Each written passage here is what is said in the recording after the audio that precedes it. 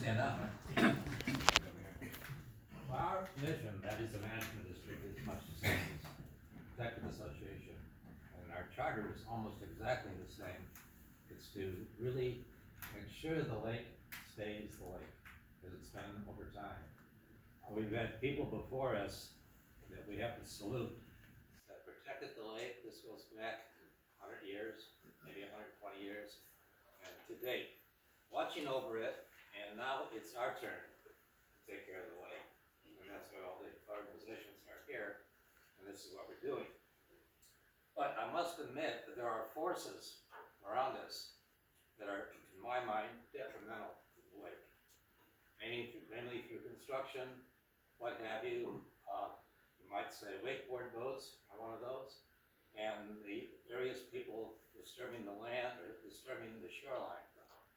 And an example came to mind just recently where the management district has been fighting, and that is the proposed dredging of the residents on this little road.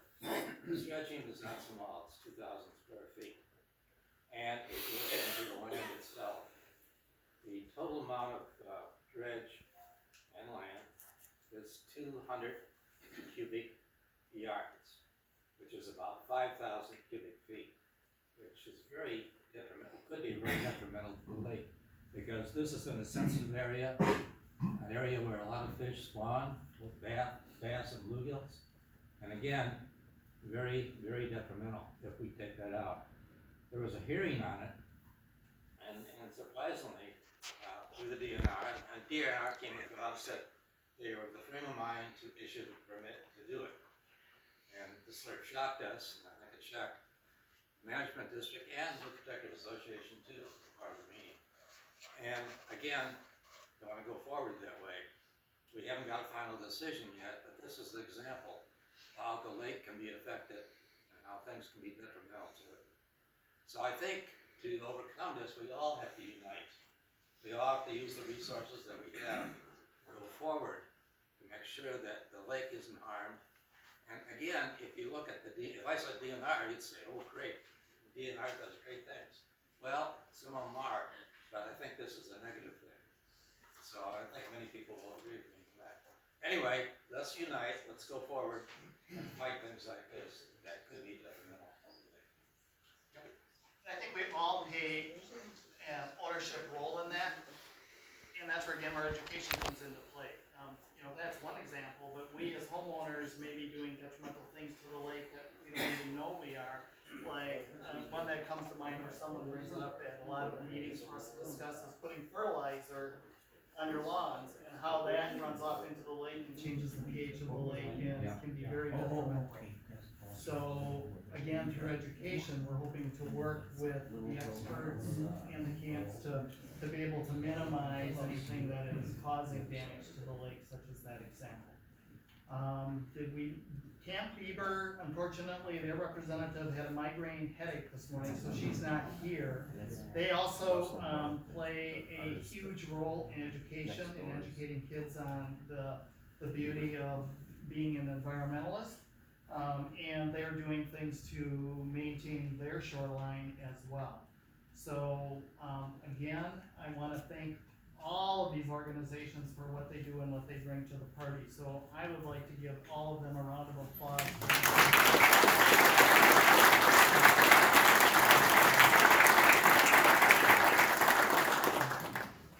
And then this is where I, as a president, can turn the rough part over to Brian, where he can start a conversation or facilitation as to how do we work collectively together to better address things and keep things moving forward for the betterment of Lake People. Well, I do have a couple of questions in mind. I'd be very interested in your perspective on this. Can you think of a partnership that was truly effective with another organization that you had in addressing a problem and how that worked? And if you could tell us a little bit about that. And then if there was a goal that you had with other like-minded partners here or with the LBPIA that we could work on, something manageable for this calendar year, could you name that if you have something in mind? Because we want this to be a little bit more than a meet and greet, which is fantastic in itself because we're building relationships and we're stronger together. But if there's there's actually something tangible and concrete that we can work upon and accomplish this calendar year together, that would be wonderful. So I'll pose those two questions and see if anyone else has a share.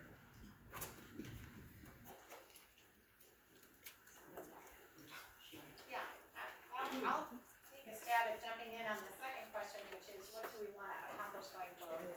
I think organizationally, as a nonprofit, we want to be responsive to what the community is interested in knowing about. So we have certain expertise, we have other partners, TNC across the conservation community with expertise. So for example, that virtual program in June on turf care around shoreline properties, we're partnering with UW Extension to support that speaker coming in and being a resource for the local community. That will be recorded. It will be something, if you can't view it that evening, that you can view online later. And so I think in terms of opportunities, we'd love to hear from the Lake Bureau Preservation Improvement Association or the management district. What is it that your community would benefit in having a workshop on, and having a program on, and having a speaker on? How can we support your learning more about these issues so that you can be better stewards? We throw that term around a lot, stewards or stewardship. And I always used to teach my students, that literally means caring for something that is not your own, right? And so I love that concept that we all have this role and responsibility to care for this incredible resource that is not our own. How do we help you better do that? We want to be that responsive partner, particularly educationally.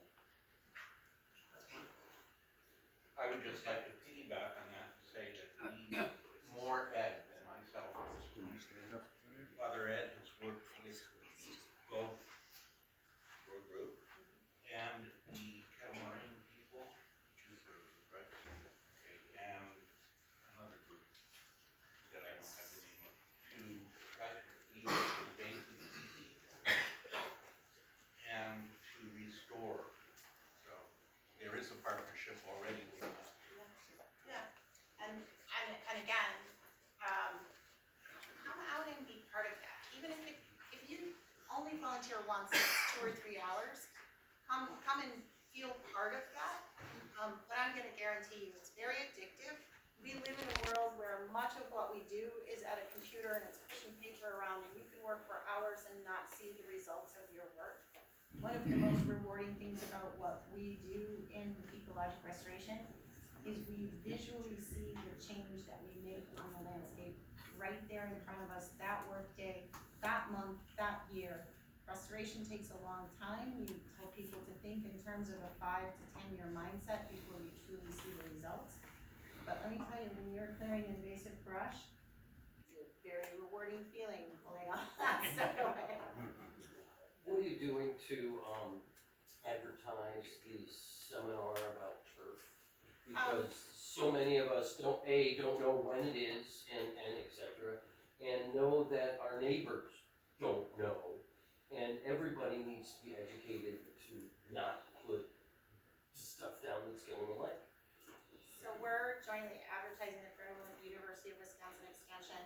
Their website, our email distribution list, our newsletter. I brought a few extra copies of that up here. Sorry, I didn't mean to interrupt, but we can put it on our website. We can share it with other Can we organizations. send an email yeah. out to the constituents of the group? Yeah, put Because this on your that calendar. just makes sense to try to get as many people to do it as So you possible. may have this many people show up. It's virtual, so you're gonna log in on Zoom. You can be in your PJs drinking your wine. I don't care. Question back here. Yeah. One thing that I would love to be educated on, and given the response I heard before, is the beavers. Like, are they bad? Can we trap them? What's up with the beavers? So we could have a whole 4-hour debate on that. Every species of animal has its place in the world. Lake Bureau might not be the best place for beavers. And it's that balance of what we allow and what we don't allow. The DNR is supporting the eradicating the beavers on Lake Beulah, which there are some people that don't wanna do that. So it's always that balance, what we've been instructed and told by the DNR, that if they're causing land damage, that homeowner or group or camp or organization has the full authority to trap, remove, or hire someone to remove those animals. Right here. Yes, Okay, you asked a two-part question. Yeah. What experiences have you had that worked with organizations getting together? And what projects specifically would you like to think about going forward? I'd like to pop one up that might hit both of those. A number of years ago, I have to think it was either in the late 80s or early 90s, I was part of a group that actually purchased what is now known as Double D's. It was a boat launch and a gas pump. And we resold the land, but we closed that launch and made it available only to the DNR. It was a last-ditch practical solution to a parade of people parking up and down Highway J and dropping off their boats and bringing all kinds of things into the lake, not to mention their behavior. So now it strikes me that despite the fish stocking and the dredging, obviously is a big issue, that the greatest threat that we all know to our lakefront is this proposed hotel, which I'm sure you're gonna get to today, but I know has been the subject of much discussion for the last 2 years. And I'm wondering if instead of only trying, which you've done a good job of, they're not putting septic in, they're not planting trucks full of septic past down East Shore Road and up the hill. Maybe, since we're a nonprofit, have you considered actually a solution similar to the one we tried? Yeah, it'd be a lot more expensive now, but it was expensive then, although divided up by a number of people, we managed to pull it off. Of actually creating a foundation to which deductions would be, contributions would be tax deductible, and actually outright buying that land and putting it to a public, maybe we build a Nature Conservancy Center of Lake Beulah Putting in there. conservation easement, protecting it in perpetuity. And protecting it in perpetuity. And I know that obviously the sellers would have a very high price on that, since they believe it could support 100 hotel rooms or a couple dozen townhouses. But as a threat perhaps of losing their riparian rights, which is something that could accompany a bid, have we actually put some serious business minds, is what I'm asking, or are proposing anyway, to make it easy for people to contribute significant sums to the foundation, which would then hold it in perpetuity, along with all of you great people have your ideas about conservancy. But where are we on that? Activity is underway, confidential, it's underway. Off the record. Yes. Yes? Turn your camera off. But we're glad to hear that, and I think it's been the elephant in the room, and to the extent that any of us who lives here, gosh, it's been over 40 years for me, would be very willing, if you decided to make it unconfidential and file an appeal. It's positive, but I just Fine, that would be great. premature, yeah. Okay, thank you. We'll be waiting here. thank you for your comments. Anyone else have a question from the audience, or? Yes. Yeah, I have one. When you look at the flow coming into Lake Beulah from the headwaters up by your area, the Lake Conservancy, do you have any idea how many springs you have in your area? Because there's always a very strong flow coming into Beulah. Yeah, there's a Pickerel Lake itself has a number of springs right in it. Our office is on Pickerel Lake Road, just down from the office. There's a we call it the Big Spring. There's one spring that's provides quite a bit of flow through there. I don't have certainly don't have a figure today of how much water actually comes out of there, but it's really significant. And then there's some springs. There's a stream that crosses Pickerel Lake Road, and there's springs up there. We protected the wetland around it, so all that water is flowing through some pretty high quality wetlands as it comes into Pickerel Lake and then down onto the. So another example of partnering and working together is, you all remember the big issue of the high capacity well. And we continue to monitor and believe that that is somehow having impacts on Lake Beulah. The management district has worked with a water biologist, has installed and put equipment into the lake so that we can continue to monitor and look for changes and to work with organizations like this to stay on top of that. And you know, we're seeing data that shows that there definitely is some impact. Understanding that and being able to take it forward is not there yet. But if you recall, the way that that was left is they gave them all of the permits, the ability to put in the high capacity well, up to the point where somebody could show that there was data that it was negatively impacting the lake. So that's why we continue to do the monitoring, and there's many organizations that contribute to that. Jim?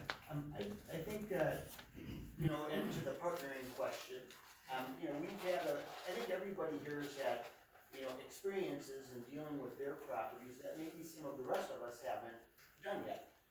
For example, for us, you know, being in the managed forest law, we've worked with the DNR, we've been assigned a forester throughout that whole time.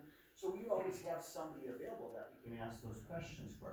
We've got some very passionate members that have been involved in grant writing and stuff like that. And so, you know, those are things that maybe some of the audience would feel uncomfortable with doing, and maybe that can be shared. And here was our experience with doing this. We've been very lucky to have a lot of our members serve on the board here. And so that's made us always kind of in the pipeline of what's going on. And so, you know, we've helped out with the water monitoring. You know, we provided the fish stocking site, you know, for, you know, in the fall. And so, you know, I think, you know, but I look at some of the people at the table here and I go, boy, we could learn something maybe from them. You know, come and, you know, look at each other's sites and see what's going on. Some of you people in the audience too, being able to do that. I know some of your board members have had your annual meeting out at our camp a couple of times, or your reception, or what would you call it? Period, shared network. Yeah. And so, you know, some of you guys have been out to see our property, but, you know, I think, you know, being able to do that kind of sharing is very beneficial. So, yeah, one of the opportunities around that is the McGuanago River Initiative. So Tom mentioned the issue with Booth Lake a couple of years ago, and that was really the effort of the McGuanago River Initiative. So it's a citizen-led group of individuals and organizations who are interested in protecting the McGuanago River watershed as a whole. And so really what our mission is to keep an eye on threats to the watershed, things like the Booth Lake issue. We do some of their members do some chloride studies throughout and try to figure out where we have some chloride coming into the watershed. And then we also have the ability to kind of form subcommittees of that group. A few years ago, actually right before COVID, there was an interest in starting a landowners group to provide information for landowners and resources to manage your own property. And unfortunately, that kind of disappeared, but that's an effort we'd like to restart again through the McGuanago River Initiative. And so if you're interested, you can reach out to me and let me know, and we can get you information for the McGuanago River Initiative. So as you're talking, it makes me think of one of our best ways of educating our members and others is through our newsletter, which Tom Bernhardt does such a beautiful job pulling together. But an opportunity would be to take some of the things that you publish and incorporate them into our newsletter so that it gets to our membership. And I would go for any of you, that if you have something that you think is important for our members, please provide it to us, and we can either get it onto our website, get it to people that way, or through our newsletter that we put out twice a year. And we put ours out quarterly, and I just wanna say spongy balls are emerging right now, if you would like some information about spongy ball control.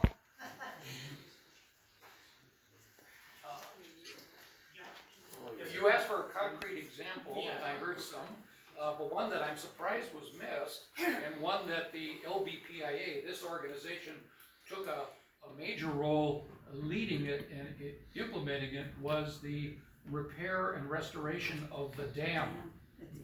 That we, you know, it's so simple for us to ignore something that it just is, but it wasn't always. And I've got a lot of pictures from years ago where things looked differently.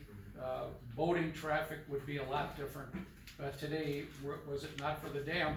And in fact, the president at the time of the LBPIA was the late Paul Didier, a member of Camp Charles Alice also, who did a ton of work to make the dam successful. That wasn't done alone, however. The management district and others were huge in that.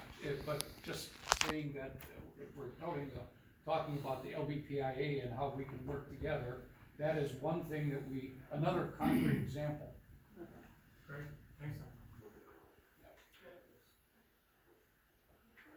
I'd like to bring up a subject that actually was kind of a paramount discussion a couple years ago, and that was about the wakeboard boats, primarily on Mill Lake, which is basically a bathtub. And you know what happens if you have little kids in a bathtub and they go around and run around in the water. Okay, so the damage not only to property like ours that's been this year now in the family for 100 years, you could take pictures of the shoreline that's receded past the seawall. I mean, we have a path there to walk along the lake. I can barely walk on that anymore because of the erosion, even over the rocks that are there. But I'd also like to put in a plug for the beaver camp, which is not here to talk, and that is a safety factor. And their campers come to water ski, learn to water ski, also to paddleboard, to kayak, to do all of their activities because it's so busy in the big lake. They come in there for shelter and protection. And I've been there when it's so dangerous with the wakeboard boats and other boats that are in there. Going past these kids, they can't stay on their paddle boards. They can't do the activities that they've paid to come and enjoy the lake and be part of for all the years. And I'm now 73 and I grew up on this lake, so I've seen huge changes. And I know Doug Doran helped with the markers to keep boats further out, which is great, but I have been out there on a small board swimming and doing some water exercises, and I have boats coming between me and our pier. There's hardly any way to enforce this during the week because we have such limited resources for the police, and I understand funding and being on the water and everything else. How do we accomplish that to make it safe for everyone, but also, I know we're just minimally short on the acreage to make that a slow, no-wake lake, which I'd hate to do for water skiers because they're not the problem. But the amount of erosion that I've seen in the fish that spawn, I mean, we have garfish that spawn in the spring, and they're cool to see because they're an important part of the lake to clean the bottom, and they're scavengers, but they're good scavengers. They don't hurt people. They spawn, they go back down. They're dead, or people, you know, they've been killed by boats, or they're speared, or whatever, and they throw them on our shoreline. It's not just a selfish concern. It's a huge concern for that body of water and the safety of people, because on a weekend, the traffic is unbelievable, and people are going in different directions and not following it. And also, people that launch think that is the ski lake. Why? Why? So, to address your topic, we all realize that that is a big topic, and we're continuing to have those conversations. You notice that there was a big article on Yes, it in I our read that. newsletter. I did, and I And a lot, appreciate it. and again, thanks to, kudos to Tom Bernhardt for putting some of the facts in there as to the negative impact that a wakeboard can When have. we tried to on the pass environment. a survey of people, I mean, I've talked to people from the island that have lost so much shoreline. And we were shot down because some boat representative from Colorado came in his blue, blazer and told us that, we were endangering all the rights of people to do this and this and this. No, they can go in other places. But. So we will continue, again, this is something we could have a 6-hour debate on here. We're working on it, the management district is I just wanted to emphasize that camp uses that every day during the week, sometimes on weekends if they can. But they are there all the time, and it's wonderful to see them out there. And use it. So one of the things, the rules are changing around that. It's getting to the point now where a lake can put a ban on using wake boats. So that is something that we will look at. It's not something that's gonna happen overnight, but you can imagine there's a whole nother side to this story, if we start to implement that. So we will continue to work with all of the parties involved to have those discussions, trying to figure out a solution that works for everyone. Thank you. Hi, so we've talked about the issue of traffic, cause it crosses over the wakeboards, it crosses over the health of the lake,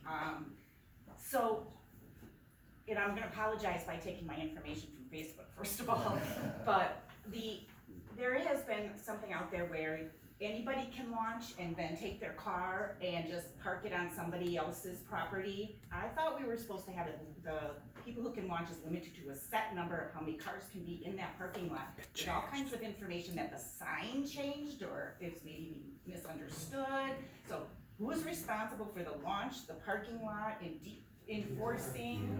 You're nodding, so you know what I'm doing. Town board, police department. So yes, and again, this is another key topic.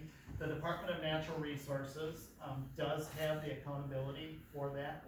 When that launch was put in and that parking lot was designed, it was specifically designed with that in mind. That the amount of parking spots dictate the level of boating activity that we believe is a safe amount of boats to be on Lake Beulah. Now, there are people that are working around those. You mentioned some of them, so it all goes back to the enforcement of the rules that are out there. The town has people that they hire to work the lake as patrolmen to help maintain the safety.